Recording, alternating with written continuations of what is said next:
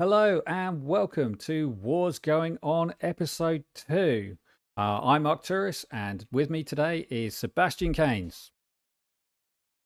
Hello, everybody. Please remember that this is a series that are doing weekly, where we discuss topics that is of importance to our community. We invite you all to come join our Discord. The invitation code is Dragon Slayers, and in there we have a thread where we encourage our community members to tell us what their mood is about the game, and then we dissect out some of the topics, and then we decide to cover them here. Yeah, so I mean, one of the things which comes up quite a lot is the new content that's coming into the game. So obviously on global, we've had the drop of the Oddyssey quests. That's been going now for most people, and I think that everyone's kind of around the same. The end game players are around the same place where they're stuck with the the Immortal Codex challenge, where you've got to get 5 wins, and then the next one will be the block for getting past 3 weeks in an arena finish. So they're the two kind of major blocking ones in terms of progress. And at least from what we're seeing in the patch notes, it is encouraging that the developers are listening to some of the suggestions that we are making, right? Especially the ones that started early in Forerunners, because some of these quests were just absurd. And hopefully they modified it. I know in the recent set of patch notes that said they were going to modify the Odyssey quest, but they didn't say specifically how. So we'll be Yeah, surprised when we get. yeah. I've had a quick look back, and I can't see exactly what's changed. They said they've made some improvements to the early some of the difficult ones, but the ones which are really annoying are things like the 50 arena wins. That still Mhm. seems to be there, and the 3 weeks in Platinum 3 that's still there, and some of them do seem slightly out of order, like 3 weeks in Platinum 3, but then the next one is Artifact Material Stage 17, which most players finish as soon as they can because artifacts are such a game changer. Correct. So, I, overall, is a nice little series of quests for us to do to collect some rewards. I haven't had any too much of a negative interaction, except for the one where it requires you to win 20, and we know in Forerunners how that account how much of a hard time it has. But the end goal, I think, here it's going to be worth it at the end. Init's kit looks phenomenal. It is a hero that I'm looking forward to testing out, to adding to the account, and then we'll figure out what crazy thing we can do with him, especially with the fact that he has um that what's his talent that Yeah, let me just pull it he up. Just adds. Yeah, pull it up, where he adds damage, or he buffs your damage. It's similar to the soul essence that yeah, it's these ancient Cornelia. cores. That's it. So these ancient cores. Yes. So we previewed when we've talked about Init coming in either our individual videos. We've not really had the full breakdown of his kit, and they've actually made some minor changes to what was described. So at first it said he summoned some. Now it's defining that if you have 4 allies in range, he will summon 4 ancient cores onto each of them. And these are the ancient cores which do additional damage. And then when during the ultimate, they no matter where they are on the board, they will focus on his target. So it's a bit like the focus fire of the Infernals, and then explode, doing bonus damage. So it's a pretty cool effect. I mean, he's a bit. It's so you could be running an Infernal team and then have an Esotericist team with Init in, and then you've basically got these two massive attacks for focusing down units. Right. So think about the context of everything that is going on right now, and we will cover Samra later in the next episode. But think about that kit and the fact that he allows you to focus on one target to then multiply your damage. So you and I initially, when Samra came out, we were talking about, well, how we're going to get to that 120 threshold on Apocalypse 2 to Yeah, get that one chest, right? And I yeah, think that this absolutely. is where their thought process is going to be, right?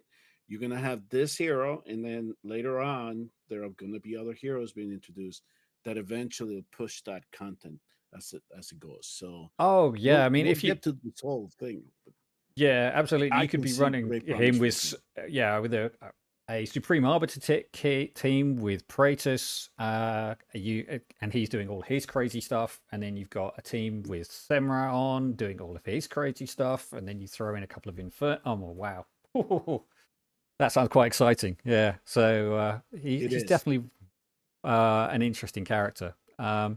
Should we break down this kit? Go through all the details. Yeah, go ahead. Yes, Let's go ahead and let's talk about it. yeah. So I find it fascinating.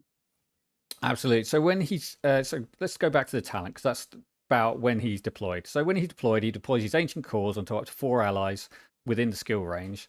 And after that, he'll assign an ancient core to 2 allies every 8 seconds. And each ancient core lasts for 20 seconds. So in the first 20 seconds after deployment, you've got all allies, 4 allies in range with this extra 20% of his damage per second being applied. Now, if we then go to the Shackles of Grace, each ancient core has a chance to deal true damage as well as equal to 20% of Init's attack, and then heal the ally for an additional 10% of the damage. And that scales up to 20% of the damage and 20% healing. Sorry, 30% attack and 20% healing. So it's doing true damage, which is just a phenomenal thing to have in this game. So the ability to bypass the defenses and do that damage. And then it's healing up your allies. So there's so many situations where that can be useful, Yeah, especially with yeah. it, and he's got arena bonuses as well. So Yeah, so initially, I mean, that can steer you away. I think that that little extra passive can kind of steer you away from what his true potential can be. I don't think that he is going to be a hero that we're just going to restrict for arena and then match him up with whoever we bring with the arbiters or the esotericists, right? I just, for me, and looking at the mechanics and how things are playing out right now in the Forerunner server with the Guild Boss Semra, this guy is just going to be very good to put a very good composition around. absolutely, yeah, you get a nice strong team, you get plenty of attack on him, and then all of that, you're getting all that nice healing, you're getting all of that nice bonus damage. He's going to be really useful person to have in any team and in any sort of area of the game. I mean, Void Rifts, he's going to excel. He's going to excel in gear raids just because he's going to have that amazing ability to do burst damage. And Right. yeah, he's just a brilliant character. I think everyone is quite excited about getting him. And let's be honest, he looks pretty cool. He's got this whole He sandstorm has one effect of the going on. sickest skins that I've seen in the game so far. Yeah. Yeah, they did a great job in the design here. So finishing up So his kits. So each damage does damage. So the ally who's got an ancient core gets a bonus damage. So not only is yes, it doing damage in its own right, the ally with it is doing bonus damage. And yeah, then when on his ultimate, he's doing a focus fire effect to correct. to take out these enemies, and then they explode, doing bonus damage. Right. And so that then the ultimate, that little hypercharged state. So you have, if you bring somebody like Dolores in, you get increase attack, and then he's increasing the attack frequency of everybody, and then you get this ancient core to proc like it's supposed to. Sky's the Yeah, limit. yeah, it's a really cool effect. And yeah, the I want to debate see him in his action. I don't know if the test server people have had a chance to actually test him out, or if they're even allowed to release any content yet. But that is certainly something that I'm looking forward to see what exactly he can I manifest. think that he is now playable for the guys on the test server, so I think we're going to start seeing some content coming out from them. I know that 6 heroes Perfect. were dropped on them in the last day or so, so they've got all of those to investigate. And obviously, Yep. there's a lot going on because Dahlia's been kind of up in the air for a while, and now she's coming to the game next week. So there's a lot of kind of interest around that and the way forward from there. So, from our point of recording, the first Init sighting in Forerunner should be, I would guess, what, 3 weeks, 4 weeks, Let me just and go then back to the maybe five Odyssey. to six in global. Uh, Because I think I think there's people on global who are on stage 63, so they're already there. okay, Um, then you've got this Oracle 3 times, we so need that depending on how strong you are, that's maybe a week to get past that stage. Tide 120, that people just blast that. Dismissed 120 epics, that's change. Forging can catch you out if you aren't prepared for that, but that's easy to do. It's this 3 weeks mhm, at this stage, which is going to be the slowest one. So maybe right. and then there's this. It's not clear whether this stage 75 is going to be historic based on the scores you've got, or whether you have to get those in advance. Oh, sorry, you have to get those after reaching this quest. Because if not, that's that's another rotation of the Immortal Codex. Okay, So that's what I was. So if that one is not retroactive and we have to wait for another Immortal Codex rotation, then it'll probably be a while before we see the first sighting of him. if I didn't know better, I'd say that they carefully planned it so that there weren't too many Inits appearing before the anniversary. That makes sense. I mean, that would make sense, especially if the codex is not retroactive. Yeah. All right. Yeah. So the next, the other, being that we discussed a little bit about the esotericists here, and it's something that we have not talked about since you and I last met, is that the esotericists essentially gain a fourth healer, but it's the third healer for a lot of players that they have an option now to complete faction trials. Yeah, and you may have seen this lady flying around with the star piercers, looking like another leafy healer in the Esotericists, and kind of thought she was a bit out of place. And it's Lili. So here Yep. she's on screen. And if you're not fully versed on Lili, she is a fantastic healer. I ignored her early on, and I regret it because her ability to save allies from death with her passive, and then as she gets awakenings, she can add increase their health and attack when she saves them from this. So it's a really powerful tool, and she's useful in a lot of areas of the game. Yes, she's really come into her own as we have progressed here, especially after global release. I mean, she really found her spot. We figure out a way that she can be used in Guild Wars because of that, the fatal hit prevention that she has. And from what I'm seeing too, and we're going to discuss this too, is Gear Dungeon 2, that Yeah. some of the early stages she's very usable for that.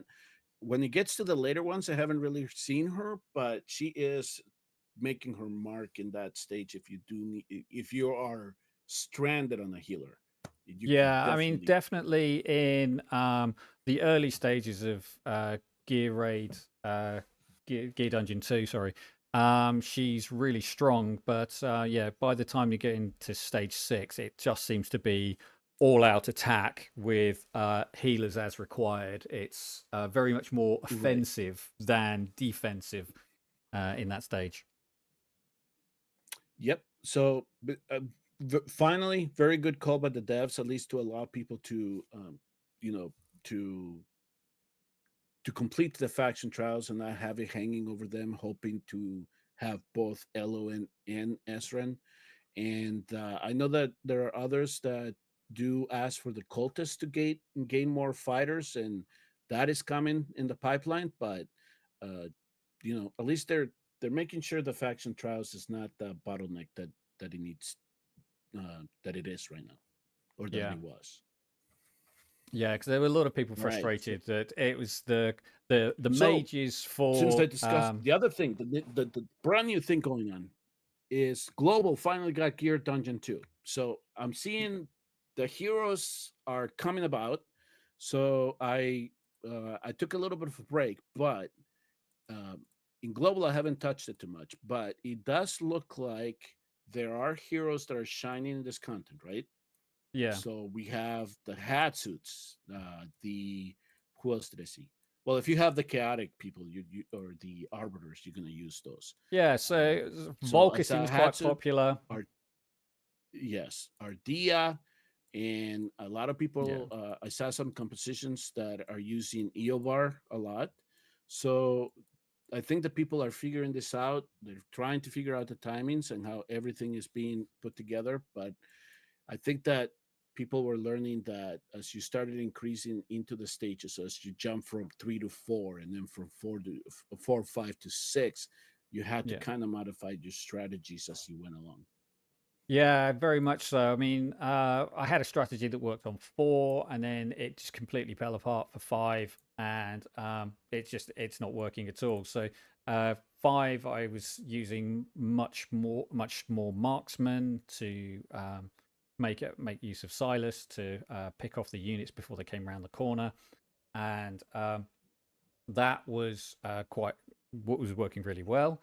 But in stage 6, when you've got the changing, there's so much going on in that stage. I think there is a unit which isn't in the game yet, which I think might be the answer, but I don't have it. So I'm gated at 5 at the moment, especially without Hex and Ardia or Edith. So I mean, there's 3 heroes there who are really strong, and I just don't have them.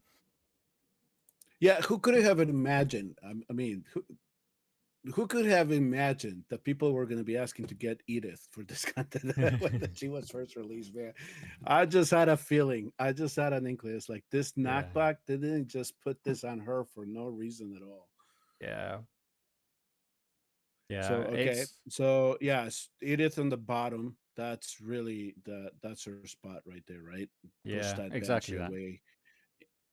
Yep, and the but in 6, yeah, I was when I first saw that footage of how the clones were flipped or they were flipping during the battle, it's like, how are you supposed to do this and then retreat?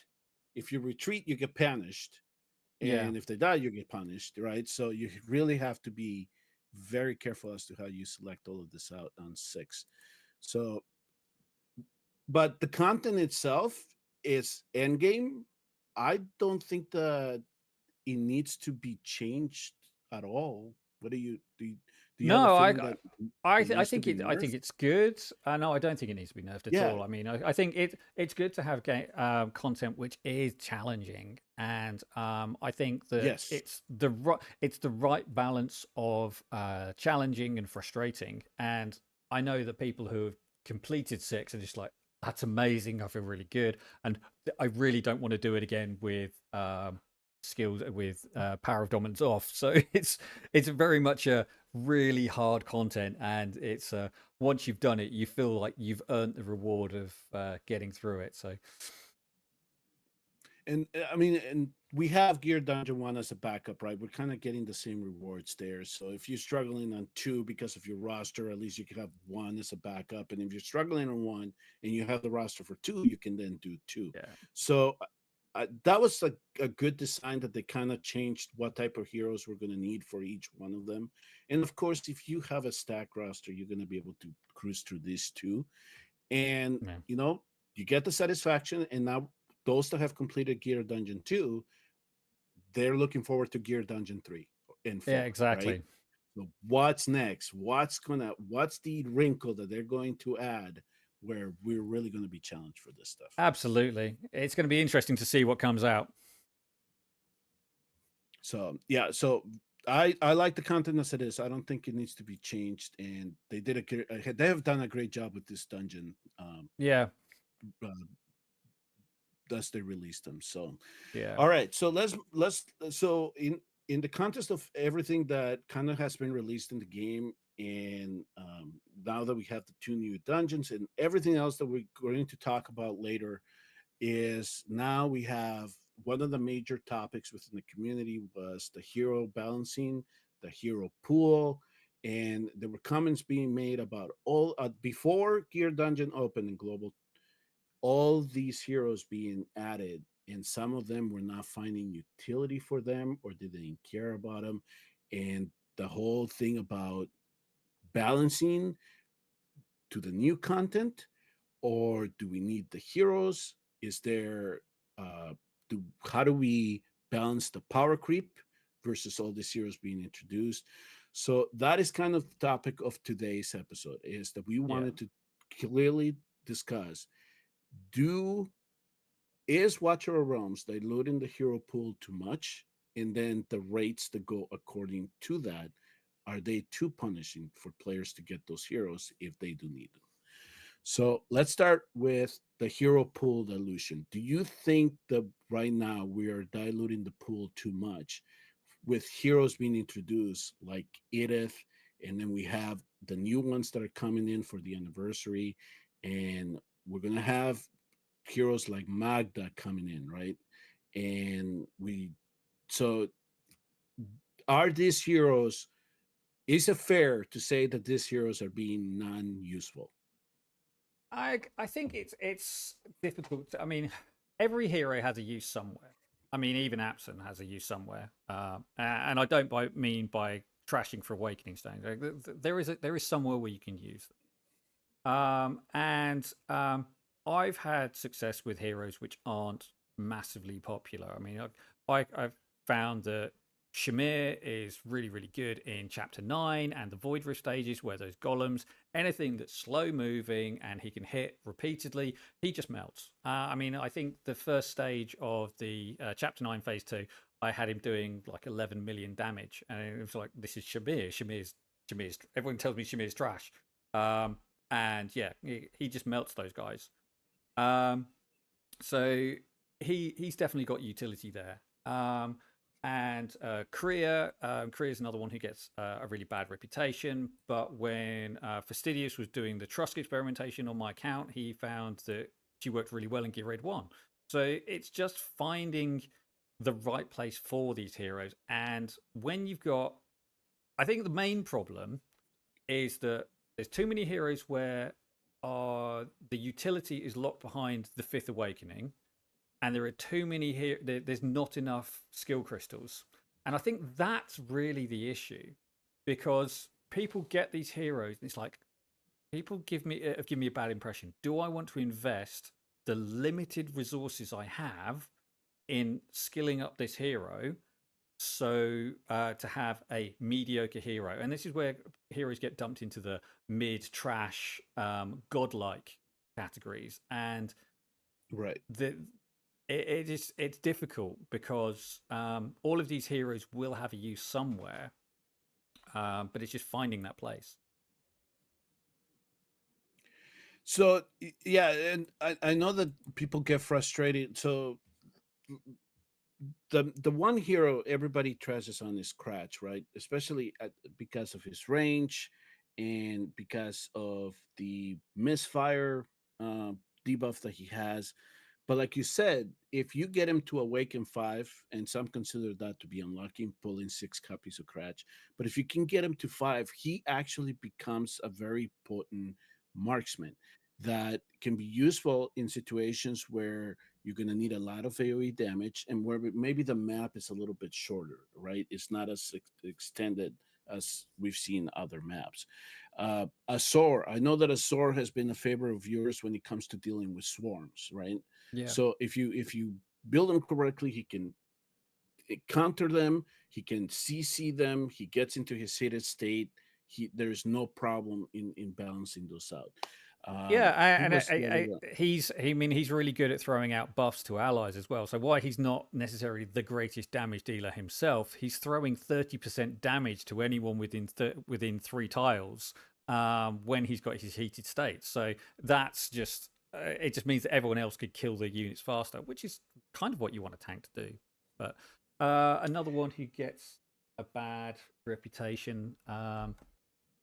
Carosa, she's not yet on on global, but she's very good at applying debuffs so other people can kill units really quickly. And she's a mage with a 2-second attack interval, and you don't get many of those. And she works really well. Durza, the chaotic mage, gets a really hard time because of the way he pulls the health down of his allies. Um, Win has been doing some really good testing with him, and it's finding some interesting results on how you can have the healer paste just out of range, and then you can then immediately charge everyone back up after his effect, or you use shields to limit the effect of his attacks, his ultimate, but it just really boosts everyone's damage output so much that it's worth that doing that risk reward attack. Right, and you might actually find this surprising, but another hero that I'm kind of stick up for here, especially with the new guild bus that is coming up, is Orem, because Orem has this passive where he will any allies around him, he will grant them increased critical damage, and so he is good enough to take that slam, especially in Apocalypse One. If somebody Hmm. needs just a budget team for Apocalypse One, they can use him as a tank there. He has that burning, so he can apply that debuff as well. But if you surround him with heroes, you increase their critical damage. You can probably stack a little bit more attack into your heroes to do a little bit more damage. But when I was experimenting with him, he was adding 1,000,000, 2,000,000 to each one of the heroes that I had surrounded them in terms of damage output overall throughout the fight. So just finding some utility with each one of this, and then eventually, you get them to do something.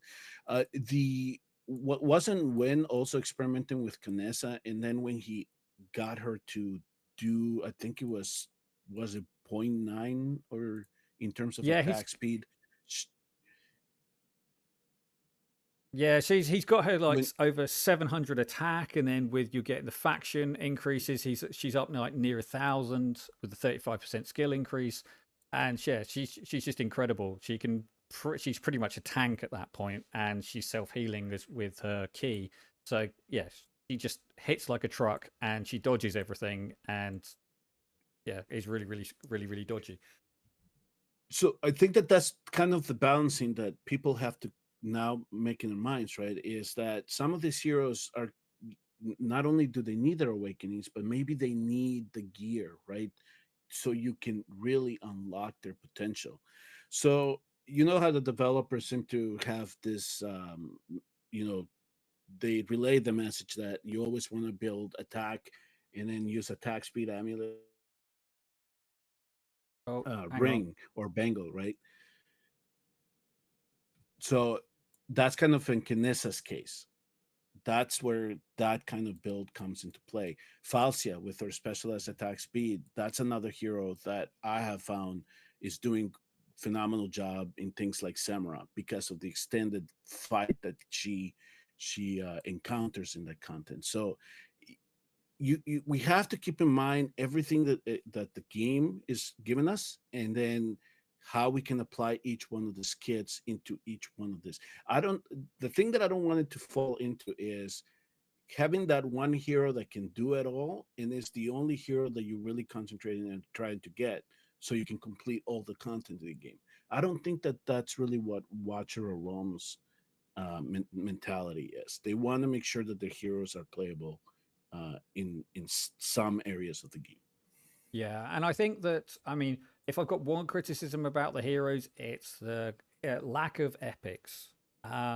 Because everything is legendary, and once everything is legendary, it becomes, well, why would I use anything else? Because you've given me so many legendaries, or there are so many legendaries there that it's not encouraging me to go, well, I can build this epic up and actually find a use for them, because you're like, well, I just got that legendary who's just, broken or broken strong, like Silas with a bonded Silas, and he's just like, well, I'll just delete everything. Or Hatset, who's just godlike. So Right. This is the thing that we go back and forth on too, right? So Vorius was the prime example of this, right? Is balancing the power creep. So do you really want heroes, especially with everything that we got coming up? Do we really want all these heroes to leave the ones that we already have made the investments on, leave them in the dust and just they take over the game? Or do we want them to be balanced in terms of what they can do for maybe new content in the game, and maybe yes, we can apply them to whatever existing content is, but they're not going to take the game over like Warriors Yeah. did initially.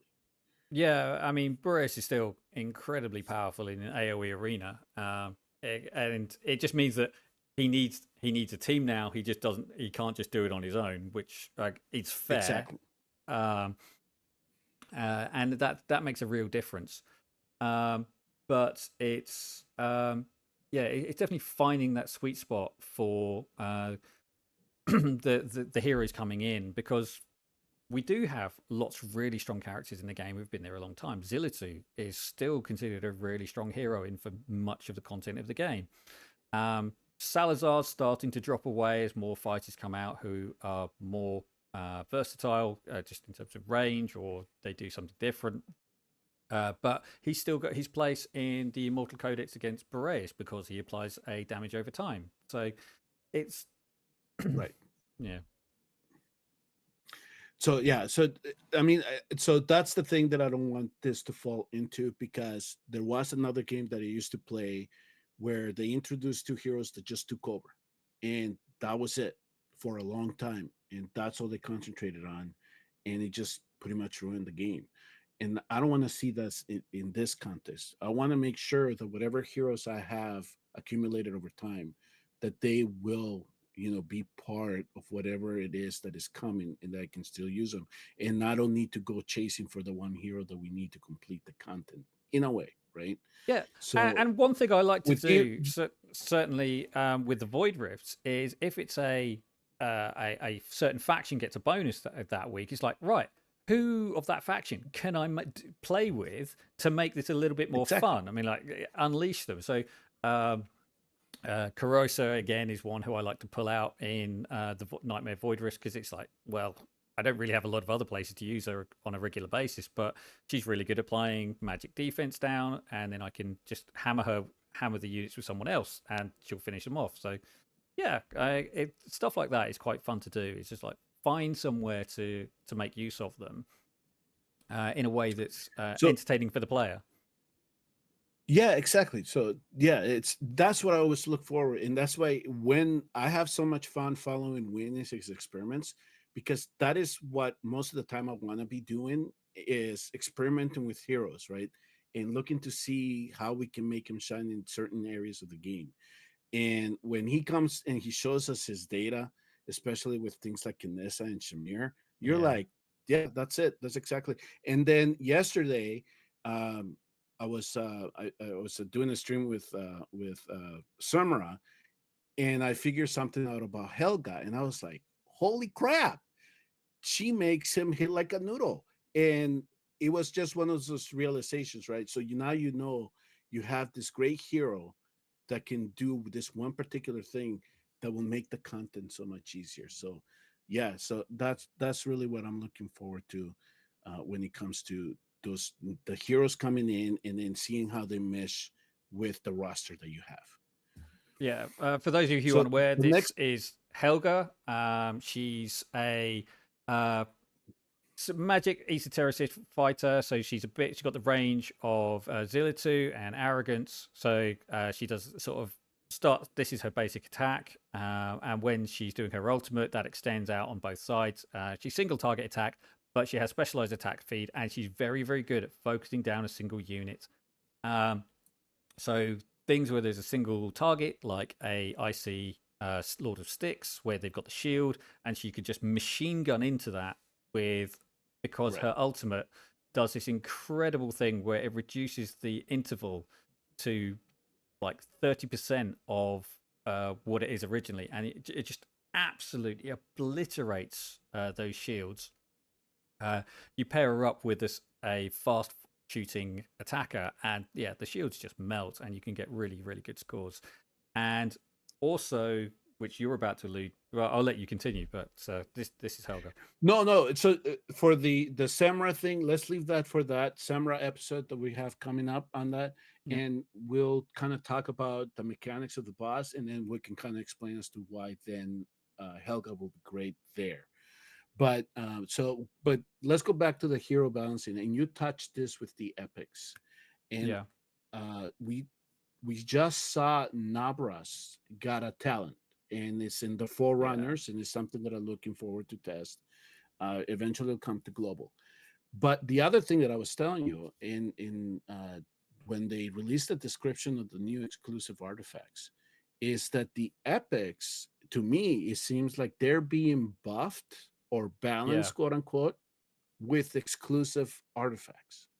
Yeah, and they are really cool artifacts. Greed is getting an artifact which gives him between 10 and 15% attack up. His base attack's not particularly incredible. It's like 3078. But when you start then adding his soul capture, which this on deployment, this artifact is going to give him 3 stacks of soul essence, which gives him a 45 up to a 45% damage increase on deployment for 20 seconds. And then if he kills a unit during that time, he gets another 15% on top of that for another 20 seconds. And there's going to be the opportunity, and he has the opportunity to get a 50% chance of gaining 2 stacks of soul essence if an enemy dies. So he ends up potentially having an attack that's base attack that's higher than any of the legendaries that are currently in game, and that is just insane for an epic. Yeah, I was trying to do the math on that, and I was trying to figure, am I right on this? Is it really gonna go up almost 100%? Or yeah, It's it was nearly almost like 100%. a It's 1.9. hundred percent. Yeah, it's 100. It's a 90% increase when you He do is it. just going to. He's going to be melting things at that with a maxed out artifact. It's going to Yeah. be interesting to see what he's Gear going to be Dungeon able to 1, do. where the timing is really, really tight on getting, if you're using like Vienna and Greed on that bottom channel, is really, really tight because you're getting them down and getting them invigorated so that you can get through that first attack. Then actually now it completely changes the deployment order because you're going to get Vienna down first and get her boosted Mhm. by Dolores. And then you're going to be going, well, I can wait to get greed out as late as possible so those archers are in range, so I'm getting 20 per second bonus if one of those dies to me. And then as soon as those sycophants walk into range and he starts melting, they start dying, then again he's getting a massive increase and they're just going to melt. And one of the things that first wave of sycophants is the hardest because you don't have all of the stacks built up, and Björna doesn't have all of her essences built up for her bonuses. So yeah, it's definitely a game changer for Gear Dungeon 1. Okay, so then the other one that I liked, based on what my testing so far has been, is Livian's. Livian, because one of the things for her is kind of hard to keep her alive at times, but one of the things that I like about her is that she has a stun on her basic. And for the new boss, we're going to need stuns and freezes to control the Saw mode. Now she has an artifact where she gets a boost in HP, but she'll also be able to restore it as well. And I was Yeah. thinking, this So is she does have. exactly She's got her shield does something like between 4 and 7%, I think, healing on a percent regular. right. So this is going to boost that quite significantly, and it's like having the crystal, the tuning crystal, as well. So it's a In a health way, increase yes. and a tuning crystal. So this is the tuning crystal, which scales up quite nicely. So you're getting that AoE blast, and you're getting some healing um, from that. But hers is giving her the health boost which she needs as well from that to give her increased survivability. Yeah. So in regards, if you bring her into Semra in you use her as the main tank to take that hit, this will help her a lot. And you're going to Mm. be able to use her stun, which is exactly what the developers have been trying to do, is for us to bring different heroes into that game mode. Yeah. Do you have there is another one that I found hilarious just because of what happened a while ago. Teowins. Did you see what they did to the Teowin artifact? So they're giving him magic vulnerability. Oh yeah. So yeah, this is our favorite Nisalt moment. So yeah. Yes, exactly. This is This is when the salt needed. This is would have been the compromise for the salt nerf or whatever they did to the poor guy. I was just thinking to Yeah. myself, why did they? Okay, I can see why they put it in Tywin. That's fine, but this is like adding salt to the wood. No, you should have added this to the salt artifact, and then people might have been happy about it, even if it was 10%. Because I think that they said that he was applying like a 40% vulnerability. Even Yeah. with 10%, you can get a boost of maybe 3,000 blood. That would have made people happy. But Yeah. no, they added it to two, and I was thinking to myself, this is just hilarious. Well, it's fine. You just run a Star Pieces comp with an A3 I, Silas, and then all of a sudden you've got your faction boost from Silas. You've got him applying vulnerability yep. constantly. Exactly.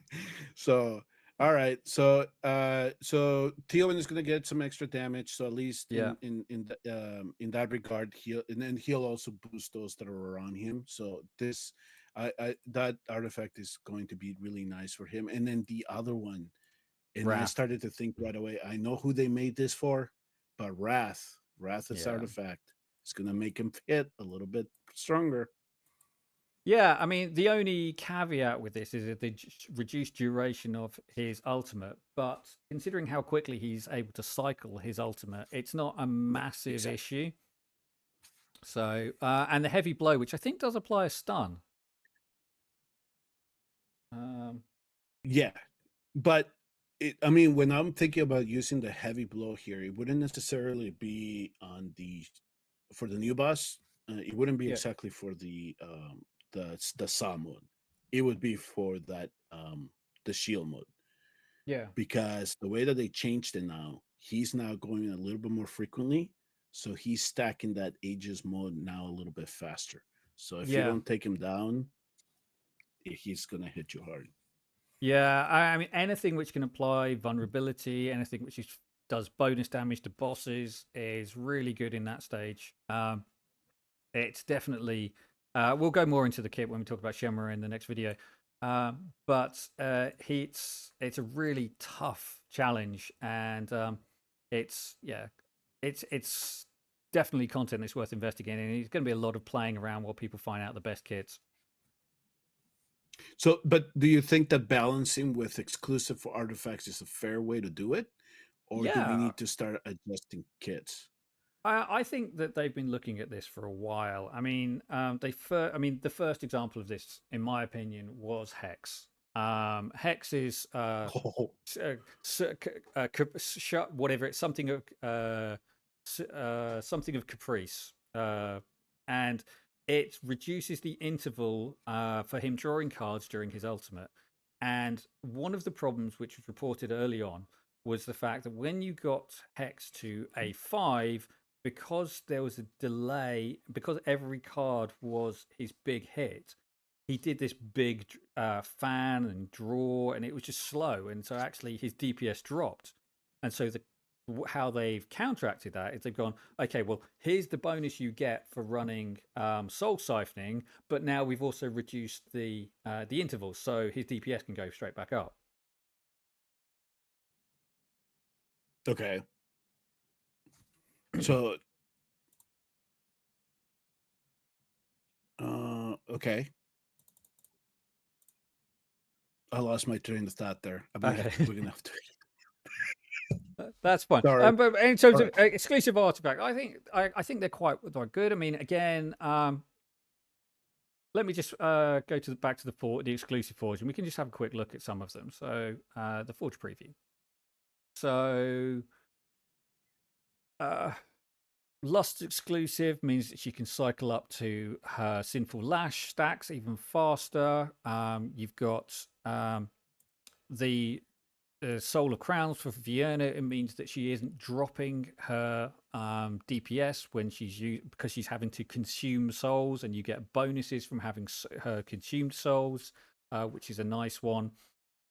Um, the Volker's one, which is really, really nice. If we can find that, it's the weird looking collar. Here we go. Cruel Fate. So on her base kit, she's only got a 30% chance of dealing, of summoning the Scarlet Ferment and that's a 6% increase for 5 seconds. Now, this makes it permanent, so she stacks it up really nicely and increases the chance of gaining it by at the base level of 30%, and that goes up as you level it up. So by the end of it, you're at it's going up by 5% each time. It's 5%. So it's around 65, 85% chance when it's fully stacked up, and that means that you've got a near 100% chance of gaining these Scarlet Ferment. Even if you're consuming it as one of her passives, you're still gaining it all the time, and that just means you can do her AoE more often. As she's doing her AoE more often, she's doing more damage, and it just makes her a much more usable character, especially since they've increased her range. So can you drop her behind a tank, and she's doing this extra damage to everybody, and she's it just made her a really good character from someone who was a bit meh. She's nice, but she's really difficult to use. So So I'm glad you brought her up because she's the one that I've seen the biggest changes, right? So from what we used to start, we used to get her in the beta version and then early on in global, and then how her progression has come so much into the game. And I even used her for my run in Samurai this week, and she really did boost the damage of everybody, and she did her damage on her own. So I think it's fair to say, okay, if we're gonna give them these artifacts that make the hero a little bit more powerful than what they are, and then at least you don't have to be toying too much with kits and trying to balance that out, making sure that you don't overpower creep them or do you make it too underwhelming. So I do like this idea. And then for those of you that might be thinking, well, we're not getting enough gleaming meteorites from the Void Rift, that's what Samurai's going to come in. He'll drop those. And so that's where you're going to get the extra ones. And you're going to be able to forge a little bit more of these type of exclusive artifacts. I know that some people think that the rates are rigged, but some weeks are good and some are bad, and that's usually what happens with summons as well. So yeah, I just mean they have said that there is a pity play the system long game. associated with the exclusive artifacts. So even if you have a bad couple of weeks, you should be getting one at some point. The exact ratios of that hasn't been found by any of the data miners yet, and especially given the way that they've changed the stuff that's available to the data miners, I'm not sure we'll ever get to the bottom of that. Yeah, But no, they're gonna keep that server side for sure. yeah. So it's definitely a good opportunity to have a look at these things, and I think it's nice that they're now introducing more places to get the radiant meteorites. I mean, I've my last two 30k chests from Shemra, I've had the option of taking 40 radiant meteorites from, and that just means that I'm probably every couple of weeks, every 10 weeks, I would be getting a 10 pull. So it's a little bit extra on top of what I'm pulling out of Void Rift. So Yep. So eventually, and they'll keep adding this on, right? And hopefully yeah. there'll be other avenues where we can then get some more gleaming meteorites as well. I And wouldn't remember, be surprised if at level 10 mine you start getting meteorites coming out, because it's starting to come out with mithril as a bonus reward as you get up the stacks, and as you develop the farm and you're starting to get random foods, random things coming out of there, you get random bonus drops of different materials. So I think things are going to start dropping from random things in the farming. correct. And they have promised us new levels of AMR as well. So we're waiting for those. Yeah. All right. So, all right. So, in terms of the hero, so we saw did we cover Nauvras' talent? Have you tried it Uh, out yet? I did an I initial used run and faction trials. I did faction trials this morning with him as well, and he did seem to be doing a bit more damage. So he's definitely an interesting character. He used to sit around in the camp and say creepy things, and now he stands around in the camp looking vaguely creepy instead. So it's a slight change of things. we'll talk more about the farming in a moment. Let me just bring back up that talent. Where has it gone? Yeah, so Esotericist. he gets There he these is. minions now. He Yeah, so starts you already throwing had the these minions minions. at you. Yeah, so you already had the Yeah, minions, and he used to throw them out every couple of here. seconds. Now Yeah, go ahead. every 8 seconds he's summoning a straw minion, and we'll talk about more about summoning minions when we talk about Anora in the next video. Um, and then he throws these guys at enemies in range, and he does a different thing during his ultimate with the frequency of them. But the more time he's attacking, the interval for his summoning goes down. So he's someone you're going to want to build with high attack speed, so you can get through Very those high. summons. So yeah, he's Yep, but what I was noticing, at least in the initial trials that I was doing, is that those little straw minions now they will chase a target now, oh and cool. once they, yeah, and then once they identify the target, they'll just blow up, and you can see that just instant damage that he does. Yeah, So definitely gonna experience experiment as to how we can get those straw minions to do a little bit more damage on top of his damage, right? And yeah. luckily for us, his awakening 5 is now is when he's in his spirit raven, his damage overall increases. It's not that spirit raven's damage that is increasing. All So right. that's another change that, so we'll figure that out as we go. Yeah. Cool. So I think that's everything we really wanted to cover for the video today. We've briefly shown some of the farming features which is going on in the background, and we'll talk about those more in depth next time. Yeah, Um, we'll talk about that and Samra, which is the other big thing, and he has been announced that he's going to be coming to the global server here soon, with the anniversary going on and the new heroes being released. yeah. Hey, So, if you have any comments at all on what we spoke about, if you think, are there any changes that need to be done in your opinion regarding hero balancing? Do you like the new heroes that are being introduced? Do you think that every hero needs to be used anywhere, everywhere in the game, or is it okay to have niche heroes? Give us your thoughts. We'll put that together. We can discuss this in the future, along with any other stuff that we might have discussed in terms of Gear Dungeon, the Odyssey Quest, Init coming in the future. And we will be covering more of the new content that is coming in the next episode. So we would like to thank you all for tuning in and watching. And remember, in the Dragon Slayers community, we just don't play. we slay.